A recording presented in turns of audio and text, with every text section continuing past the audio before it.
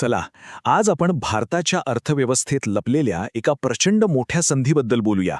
ही संधी आहे तब्बल $1 ट्रिलियन आणि ती कुठे दडली आहे तर आपल्या देशातील कोट्यावधी लहान आणि मध्यम उद्योगांमध्ये, म्हणजेच MSMEsमध्ये. पाहूया कसं एक छोटंसं डिजिटल पाऊल या संपूर्ण क्षेत्रासाठी एक मोठी क्रांती ठरू शकतं. आता हे आकडे बघा, खरं तर धक्कादायक आहेत. विचार करा, आपल्या देशात 6.5 कोटींपेक्षा जास्त व्यवसाय आहेत, पण त्यातले तब्बल 95% व्यवसाय म्हणजे जवळजवळ सगळेच आजही आपले हिशोब वही खात्यात किंवा जुन्या पद्धतीनेच सांभाळत आहेत. फक्त आणि फक्त 5% लोकच आधुनिक अकाउंटिंग सॉफ्टवेअर वापरतात. ही दरी किती मोठी आहे याची कल्पना येतेय का? हा आकडा पुन्हा एकदा मनावर कोरून घ्या. 6.3 कोटी. हे केवळ व्यवसाय नाहीत, तर हे आपल्या अर्थव्यवस्थेचं इंजिन आहेत. देशाच्या एकूण GDPमध्ये यांचा वाटा जवळपास 30% आहे आणि निर्यातीमध्ये तर जवळजवळ 48%. म्हणजे देशाची आर्थिक गाडी पुढे नेणारी हीच खरी ताकद आहे. मग ही जी 95%ची एवढी मोठी गॅप आहे, तिला एक अडचण म्हणून बघायचं की एक प्रचंड मोठी संधी? खरं तर हे एक आव्हान कमी आणि एक दडलेला खजिना जास्त आहे. आणि आता आपण याच खजिन्याची किल्ली कशी मिळवायची ते पाहणार आहोत. तर पहिला मुद्दा, ही न वापरलेली बाजारपेठ. MSMEs हे भारताचं आर्थिक इंजिन आहे, हे तर खरंय. पण गंमत म्हणजे हे इंजिन अजूनही कागदावरच धावतंय. देशाच्या अर्थव्यवस्थेत एवढं मोठं योगदान असूनही त्यांच्या कामाच्या पद्धती मात्र अजूनही जुन्या काळातच अडकल्या आहेत. आणि त्याचा परिणाम काय होतो? चला बघूया. आजूबाजूला बघा, आजही अनेक दुकानदार, छोटे व्यावसायिक आपले हिशोब वहीतच लिहितात. थोड्या आधुनिक असले तर एक्सेल वापरतात. पण यात किती वेळ जातो आणि एक छोटीशी जरी चूक झाली तरी सगळा हिशोब बिघडतो. सगळ्यात महत्त्वाचं म्हणजे व्यवसायात नक्की किती नफा होतोय, किती तोटा होतोय हे वेळेवर कळतच नाही. याचा थेट फटका त्यांच्या वाढीवर आणि प्रगतीवर बसतो. पण थांबा, एक प्रश्न मनात येतो. जर तंत्रज्ञानाचे फायदे इतके स्पष्ट आहेत, तर मग हे 95% व्यावसायिक ते का वापरत नाहीत? यामागे काही मोठी कारणं आहेत, जी फक्त पैशांशी संबंधित नाहीत.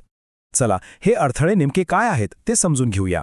यामागे साधारणपणे 4 मुख्य अडथळे दिसतात. पहिलं, अनेकांना असे काही सॉफ्टवेअर आहेत आणि त्याचे फायदे काय आहेत हेच माहीत नाही. दुसरं, त्यांना वाटतं की हे सगळं खूपच महागडं असणार. तिसरं म्हणजे आपली जुनी सवय सोडायला आणि काहीतरी नवीन शिकायला एक प्रकारचा मानसिक विरोध असतो. आणि चौथं, जे सगळ्यात मोठं कारण आहे, हे सगळं सेट करून देणार कोण? या कामात मदत आणि मार्गदर्शनाचा खूप मोठा अभाव आहे. आणि या सगळ्या कारणांमध्ये हा शेवटचा मुद्दा सर्वात मोठा अडथळा आहे. म्हणजे समजा एखाद्या व्यावसायिकाने सॉफ्टवेअर विकत घेतलंच, पण पुढे काय? ते इन्स्टॉल कसं करायचं? आपला डेटा त्यात कसा टाकायचा? GSTशी कसं जोडायचं? ही मदतच मिळत नसल्यामुळे अनेक जण मागे हटतात.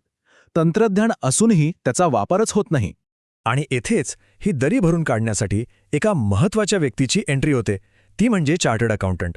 CAची जी पारंपरिक भूमिका होती ना, ती आता पूर्णपणे बदलत आहे.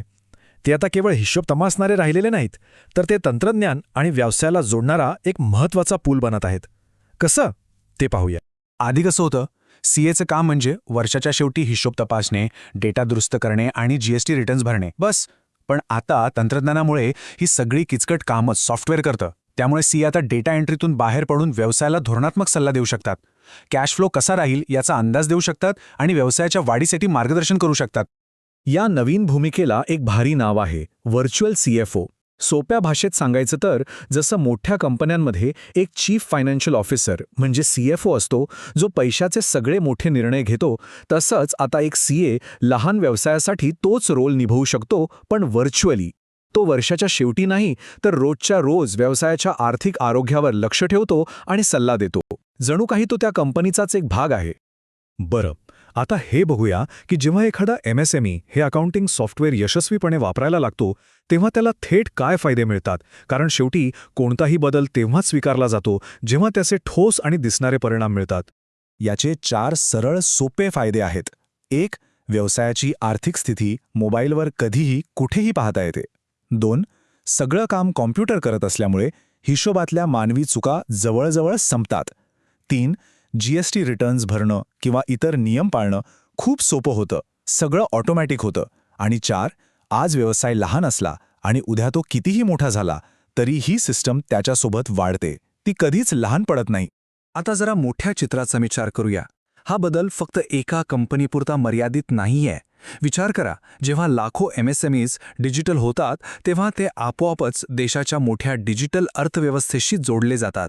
हे म्हणजे भारताच्या आर्थिक भविष्यासाठी एक मजबूत डिजिटल पाया तयार करण्यासारखंच आहे. हे सगळं अचानक घडत नाहीये. सरकारने डिजिटल इंडियामधून याचा पाया आधीच रचला आहे. मग GST आणि E-इनव्हॉइसिंग म्हणजेच डिजिटल बिलिंग आणून व्यवसायांना कागदी कामातून बाहेर पडून ऑनलाईन यायला भाग पाडलं. आणि आता अकाउंटिंग सॉफ्टवेअर या साखळीतला शेवटचा आणि सगळ्यात महत्त्वाचा दुवा आहे. ते या सगळ्या सरकारी प्रणालींना जोडून व्यवसायाच्या आत दडलेल्या डेटाची खरी ताकद बाहेर आणतं. चला, पुन्हा एकदा आकड्यांवर येऊया आणि या संधीचा आकार बघूया. विचार करा, जर पुढच्या 5-7 वर्षांत फक्त 20% व्यावसायिकांनी हे सॉफ्टवेअर वापरायला सुरुवात केली तरी ही 1.2 कोटी व्यवसायांची एक नवी कोरी बाजारपेठ तयार होते. ही संधी किती मोठी आहे याचा अंदाज येतोय ना? आणि एक गोष्ट लक्षात घ्यायला हवी, ही संधी फक्त सॉफ्टवेअर विकणाऱ्या कंपन्यांसाठी नाही, तर CA, फायनान्शियल सल्लागार आणि नवीन फिनटेक कंपन्यांसाठी सुद्धा आहे. हे सगळे मिळून एक नवीन इकोसिस्टम तयार करू शकतात, जिथे प्रत्येक जण या बदलाचा भाग बनून एकमेकांना मदत करू शकतो.